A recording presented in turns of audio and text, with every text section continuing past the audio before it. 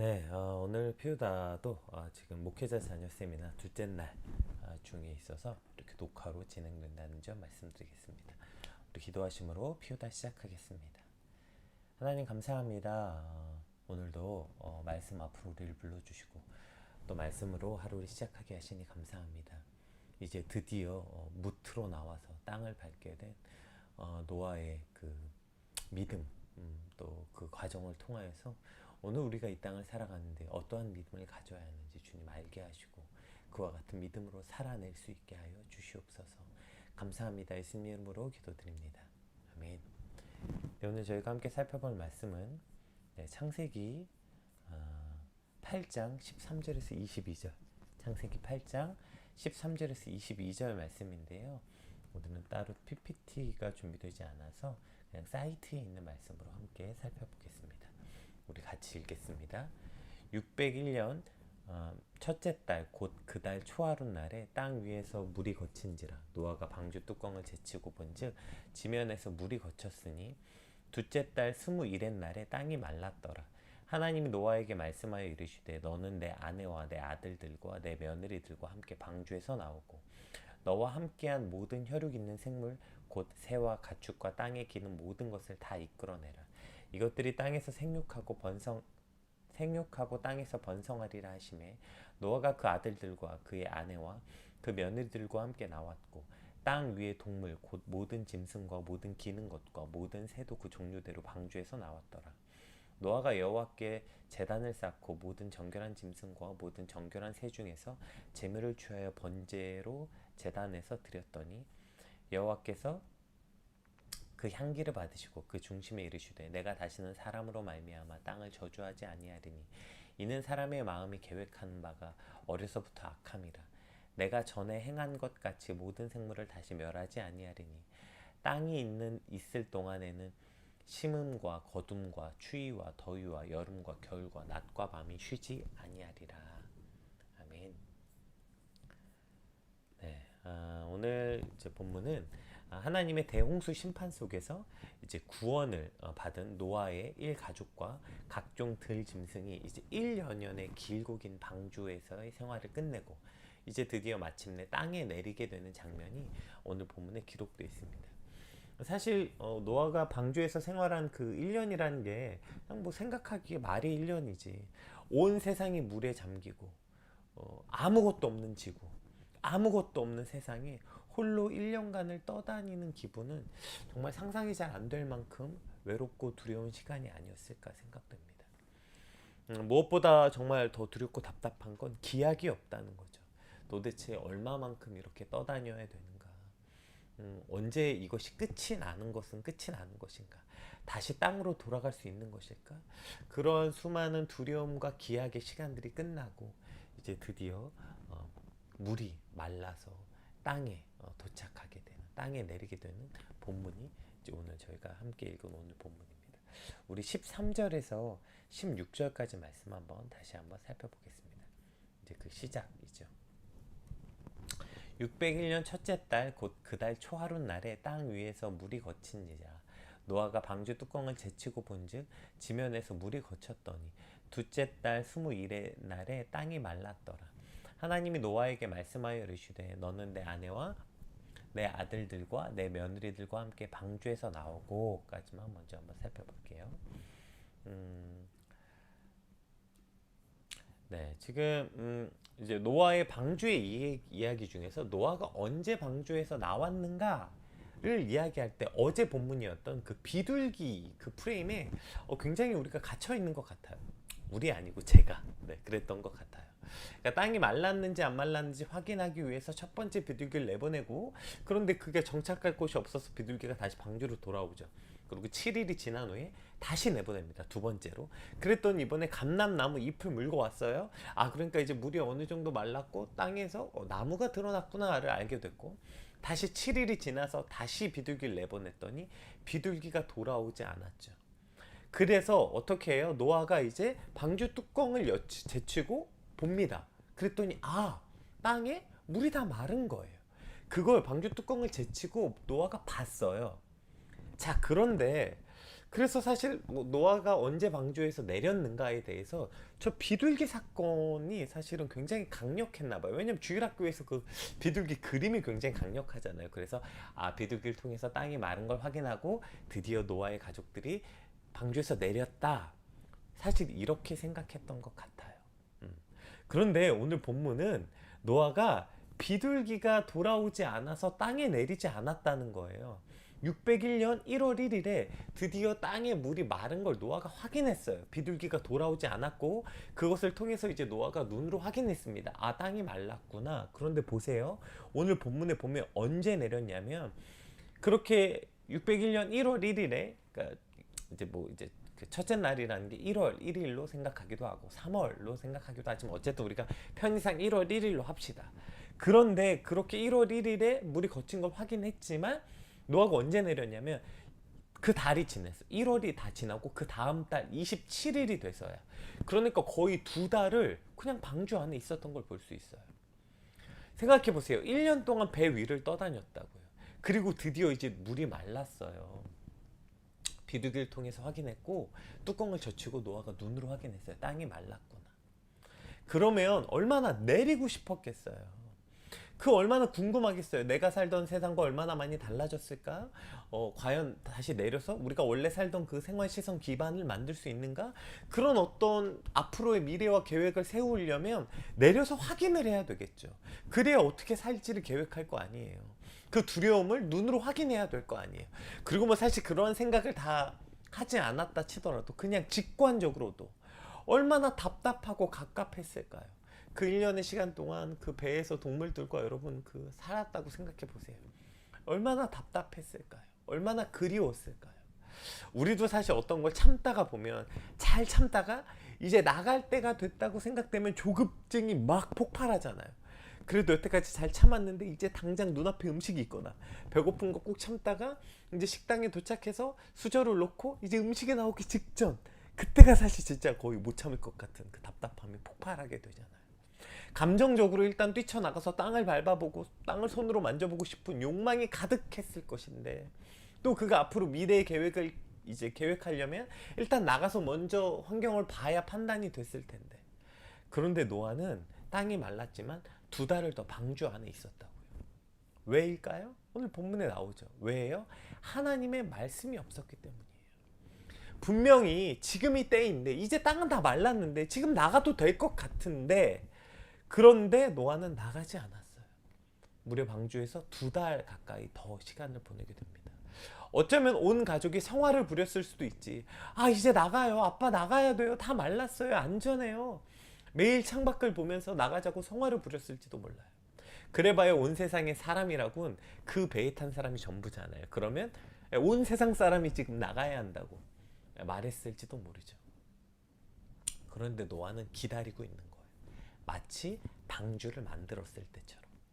여러분 온 세상 사람들이 조롱했죠. 야 네가 말한 그때가 언젠데. 아니 심판이 언제 오는데. 야 비는 언제 오는 건데 도대체.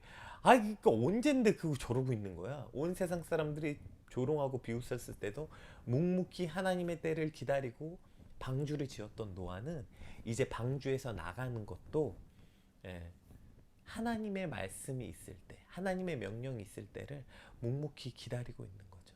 노아는 이제 내리는 건 역시 잠잠히 하나님의 명령과 때를 기다리고 있다고 오늘 본문은 말하고 있는 것입니다. 노아가 방주를 나간 것은 비둘기를 통해서 땅이 마른 것을 확인한 후에 나간 게 아니에요. 사실 이제 그랬다고 저도 오늘 본문 보기 전까지 제가 목사인데도 얼마나 이렇게 지식이 없는지 몰라요. 저도 오케이 비둘기가 드디어 돌아오지 않은 걸 보고 노아가 방주에서 내렸다고 생각했어요. 노아가 방주를 내린 건요 비둘기가 막 돌아오지 않아서 내린 게 아니고요 비둘기가 돌아오지 않아서 땅에 마른 것을 확인해서 나간 것이 아니라 하나님의 말씀이 임했을 때 그가 방주에서 나왔다는 것입니다. 방주에 들어갈 때도 나올 때도 그 모든 것을 결정하는 분이 하나님이심을 알고 순종하는 믿음, 그것이 오늘 노아였다는 것을 우리가 알 수 있는 것이에요. 오늘 이것을 통해서 우리가 노아를 통해 함께 바라봐야 되는 믿음이 이런 거 아닙니까? 우리가 경거망동이라는 사자성어를 참 많이 사용하죠. 가벼울 경, 들거, 망령될 망, 움직일 동. 그러니까 경거망동은 앞뒤를 생각하지 않고 경솔하게 행동하는 것. 이것이 경거망동이에요. 그리고 이것은 아이들의 특징이기도 하죠. 예, 이제 저희 애가 이제 말을 알아듣기 시작하면서 요즘에 이제 자주 일어나는 일인데요. 저희 집에서 책을 읽다가 뭐 예를 들어서 책에 동물원이 나와요. 그러면 책을 이제 막 읽어줘요. 그러면 이제 나중에 하진아 우리도 아빠랑 꼭 동물원에 가자. 그러면 지금 가요. 지금 가요. 이러고서 바로 마치 지금 당장 가는 줄 알고 현관 문 앞에 막 나가요. 예, 뭐 나중에 뭐 보다가 뭐 TV에서 어떤 장면이 나오거나 뭐 바다가 나오거나 하진아 우리도 나중에 바다에 꼭 가자. 그럼 지금 가요. 당장 가요. 예. 그러니까 뭐 벌써 엉덩이가 들썩들썩 하는 거예요. 이게 아이들의 그 특징인 것이죠. 어쩌면 하나님 앞에서 우리의 모습도 저런 어린아이 같은 모습이 아닐까요? 하나님의 말씀을 신뢰하지 못하고 그때를 믿지 못해요. 그래서 내 생각과 내 판단에 지금이라고 여기면 벌써 엉덩이가 들썩들썩 하는 거예요. 현관문 앞에 나가 있는 거예요. 지금이에요 하나님 지금이요. 저 지금 나가야 돼요. 지금 나가야 돼요. 경거망동 하는 것이죠. 이러한 성경에서 이런 경거망동의 대표적인 사람 사울 왕이 있었죠. 사무엘상 13장에 보면 이제 하나님이 사무엘 선지자를 통해서 사울 왕에게 명령합니다. 블레셋과 전쟁에 나갈 텐데 이제 전쟁에 나가기 전에 나에게 제사를 드려라. 그 후에 전쟁에 나가라. 이제 사무엘이 이제 오케이 이제 나가서 이제 사무엘을 기다립니다. 이제 일주일을 기다려요. 일주일 후에 사무엘이 오겠다고 약속했는데 오지 않는 거예요 사무엘이. 그런데 보세요 앞에 블레셋은 어마어마한 병거와 병력을 가지고 있었어요. 그에 비하면 이스라엘 사람은 꼴랑 3,000명이 모여 있었어요. 예, 이미 병력도 차이가 나고 무기도 차이가 나고 이미 뭐 싸울 상태가 아니에요. 그런데 게다가 오기로 했던 사무엘까지 오지 않는 거예요. 그러니 이스라엘 군대는 점점 두려움에 떨었고요. 사기는 떨어졌고 심지어 싸워보기도 전에 사람들이 도망가기 시작했어요. 예, 그러니 이스라엘 군대 사기가 완전 밑바닥이었다고요. 여러분 사실 전쟁을 앞둔 군대에 사기보다 중요한 게 어디 있어요? 그래서 군대의 사기를 높이기 위해서 전쟁에서 온갖 방법을 다 사용하잖아요. 북도 치고 나팔도 불고. 그래서 이제 가장 용맹한 군인이라고 평가받았던 스코틀랜드의 군인들은 전투의 필수가 무기가 아니라 위스키였다고요. 위스키. 예. 그러니까 그들이 두려움을 이기기 위해서 사기를 높이기 위해서 그들이 위스키를 늘 들고 다녔던 거죠. 그걸 먹어서 두려움을 이겼던 거죠. 눈앞에 어마어마한 전력의 블레셋 군대는 있죠. 그런데 약속한 사무엘은 오지 않죠. 백성들이 두려움이 떨기 시작했고 결국 이탈하기 시작한 거예요. 그러니까 사울이 자기가 직접 제사를 드린 거죠. 왜냐하면 이제 싸워보기도 전에 끝나게 생겼어요 전쟁이. 그러니까 이제 그 두려움 때문에 사울이 직접 제사를 드립니다. 그리고 이제 조금 늦게 도착한 사무엘이 사울에게 왜 이와 같은 짓을 했습니까? 이렇게 책망하자 사무엘이 이렇게 말합니다. 당신은 약속한 시간에 오지 않고 백성들은 뿔뿔이 흩어지고 그래서 더 기다릴 수가 없었습니다. 어떻게 보면 여러분 이 사울의 이유는 꽤나 그럴듯한 항변 아닙니까? 그러나 이 일로 사울은 하나님께 버림을 받게 돼요. 왜요? 사울이 기다리지 못하고 경거망동한 것은 백성들이 흩어져 싸워보지 못하고 패배할까봐, 전쟁에서 질까봐 그 두려움 때문에 기다리지 못했기 때문이라는 것이죠. 오늘 우리가 하나님의 말씀과 하나님의 명령을 기다리지 못한 이유도 이거 아니에요? 오늘 우리도 경거망동한 이유가 이런 거 아니에요? 지금 하지 않으면 망할 것 같아서, 지금 하지 않으면 지금 해야만 성공할 것 같아서. 예. 여러분 우리가 지금이 때예요. 여러분 지금이 때라는 말은 하도 요새 뭐 저는 주식 안 해서 잘 모르겠지만 주식 투자 때문에 하도 요새 이때 언제 매도 타이밍인지 매수 타이밍인지, 예. 그때 지금 팔지 않으면 망할 것 같으니까. 예.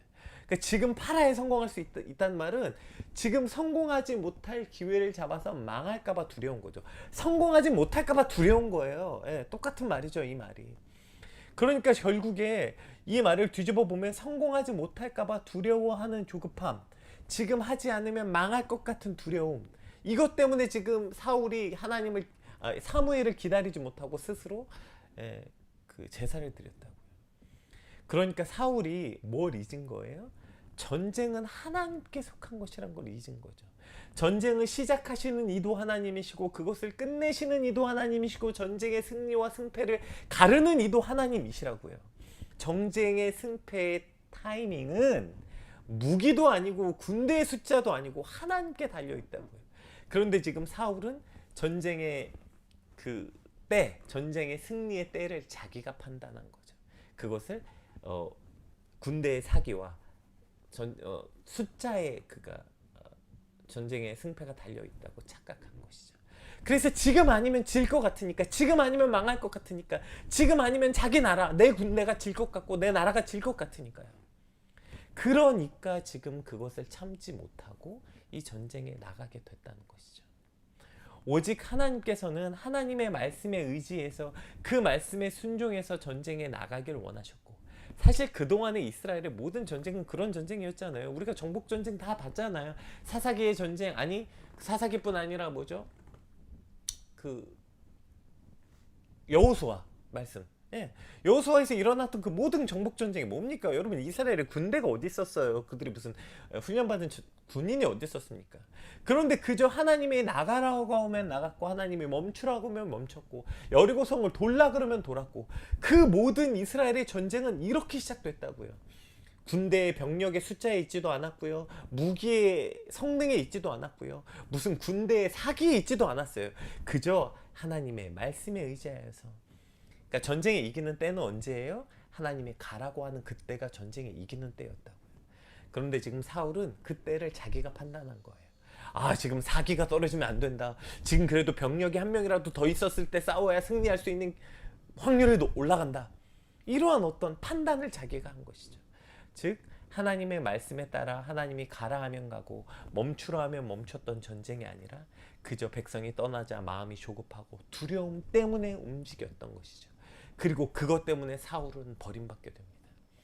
오늘 우리 삶도 왜 이렇게 조급한 걸까요? 왜 우리도 그렇게 잠잠히 기다리지 못하는 걸까요? 노아의 방주는 시작도 하나님의 말씀으로 시작됐고요. 방주에 내리는 그 끝도 하나님의 말씀에 따라 이루어졌습니다. 전쟁의 시작도 하나님의 말씀으로 시작됐고요. 끝도 하나님의 말씀으로 이루어졌습니다. 그러면 저와 여러분의 인생의 시작도 하나님의 말씀으로 시작되고요. 그 끝도 하나님의 말씀으로 이루어질 것입니다. 아멘. 지금 그거 하지 않아도 그거 지금 하지 않아도 안 망해요. 그리고 또 그거 지금 한다고 해서 성공하는 것도 아니에요. 우리의 인생의 시작은 하나님의 말씀으로 시작되고요. 우리의 인생의 끝은 하나님의 말씀에 따라 끝이 나게 될 것이고요. 우리의 인생의 모든 과정도 하나님의 섭리에 따라 이루어질 것입니다. 그런데 자꾸 그것을 믿지 못하니까요. 아, 지금 매도 타이밍에 매도해야 되고, 매수 타이밍에 매수해야 되고, 아, 지금은 출발해야 될 때고, 지금은 뭐 해야 될 때고, 이거 해야 될 때고, 이거 안 하면 망할 것 같고, 그러니까 조급함에 발버둥 치는 거 아닙니까?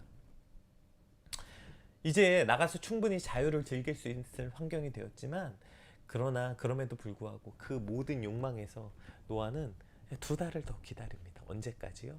하나님이 나가라고 말할 때. 모든 사람들이 이제 땅이 말랐어요. 나가야 될 타이밍이에요. 비둘기가 돌아오지 않아요. 이미 확인됐잖아요. 지금 나갈 타이밍이에요. 지금 이렇게 앉아있을 시간이 없어요. 라고 말할 때 노아는 경거망동, 엉덩이가 들썩거리지 않고 그 방주에, 그 냄새나는 방주에 그냥 여전히 앉아있는 것입니다. 이것이 노아의 믿음이었고 오늘 이것이 저와 여러분이 바라봐야 하는 믿음이죠. 들썩거리는 엉덩이를 이제 하나님 앞에 좀 딱 붙이고 잠잠히 하나님의 말씀을 기다리는 인생. 그렇게 내 인생을 내가 지금 뭐 해야 되고, 지금은 뭐 해야 될 때이고, 지금은 뭐 해야 될 타임이고, 이 나이 땐 이걸 해야 되고, 저 나이 땐 저걸 해야 되고, 그렇게 제발 경거망동하지 않고 하나님의 말씀에 따라 그렇게 잠잠히 기다렸다 움직였다 내리는 하나님의 말씀에 따라 인생의 타이밍을 결정하는 저와 여러분의 인생이 되시길 주님으로 축복합니다. 우리 17절 말씀 한번 살펴볼게요. 너와 함께한 모든 혈육 있는 생물 곧 새와 가축과 땅에 기는 모든 것을 다 이끌어내라.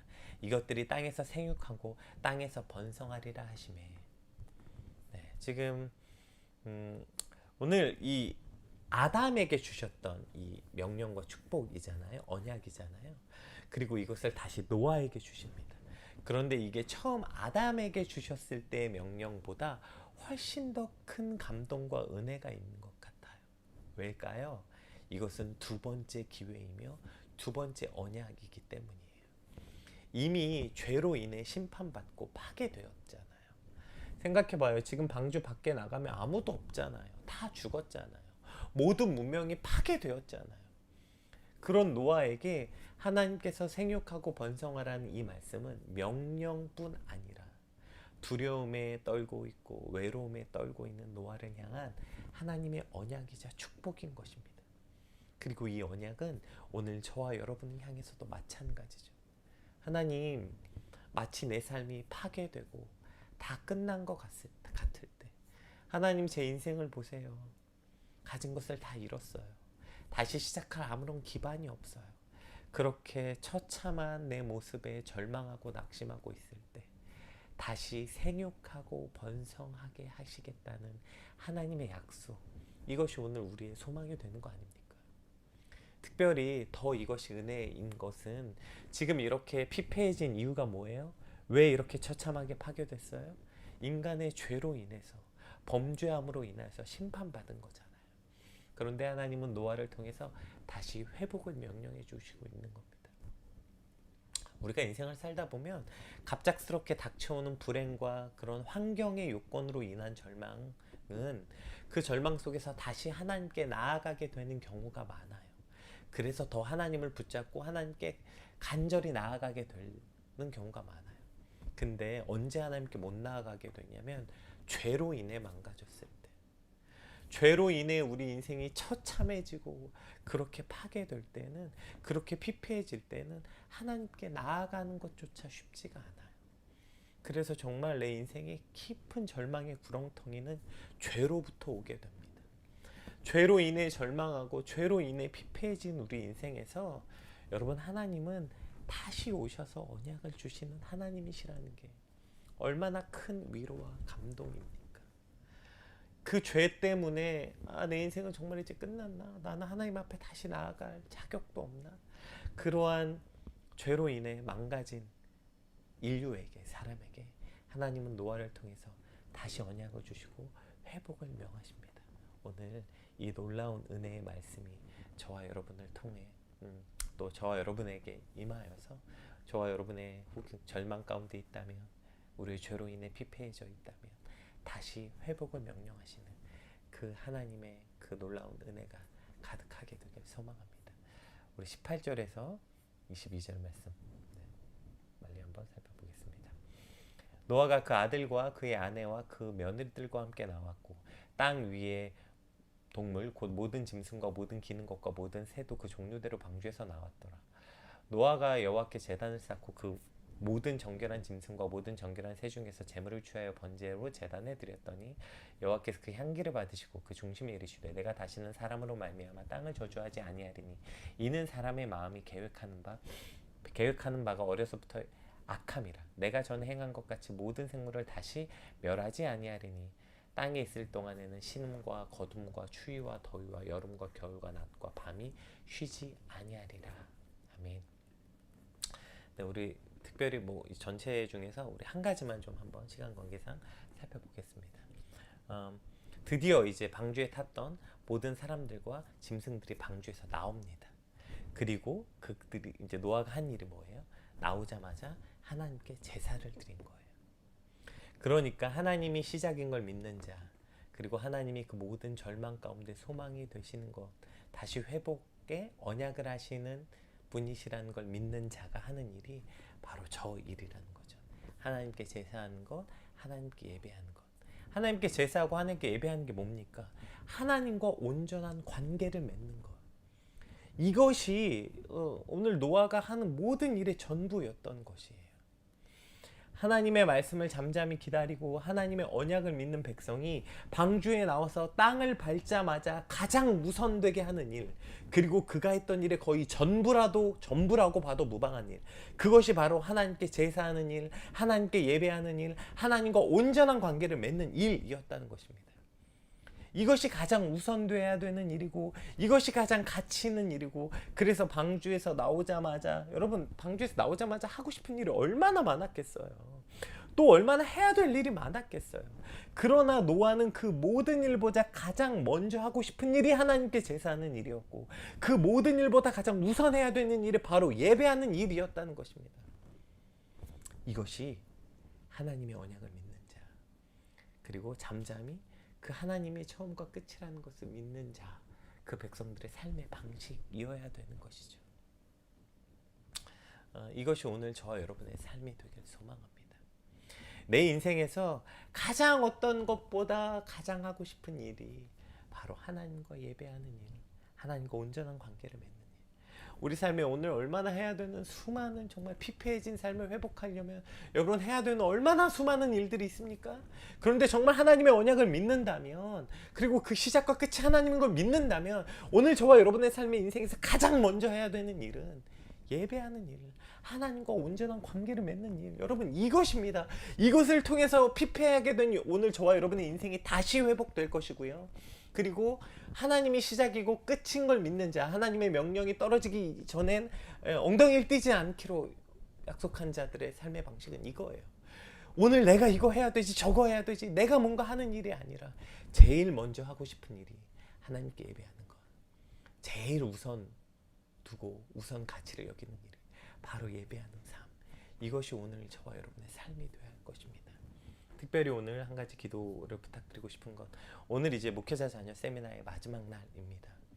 오늘 150명 정도의 이제 목회자 자녀들이 함께 모여서 지금 세미나를 진행하고 있을 텐데요. 이 세미나 기간 동안에 오늘 이 목회자 자녀들이 모여서 하는 일, 오늘 저 목회자 자녀들이 모여서 가장 하고 싶은 일이 하나님께 예배하는 일, 그리고 가장 우선해야 되는 일이, 가장 가치 있는 일로 여기는 일이 바로 예배하는 일이 되게 하시고, 오늘이 바로 그 날이 되게 하여 주시옵소서. 저들이 하나님을 예배하는, 온전히 하나님을 예배하고 온전히 모든 가치를 하나님께 예배하게 되는, 하나님께 두게 되는, 그래서 저들의 피폐해진 삶이 온전히 예배하는 일로 회복되는 목회자 자녀 세미나가 되길 위해서 여러분 같이 기도해 주시고, 그것이 우리의 인생이 되길 위해서 우리 같이 받은 말씀 놓고 함께 기도하겠습니다. 기도합시다.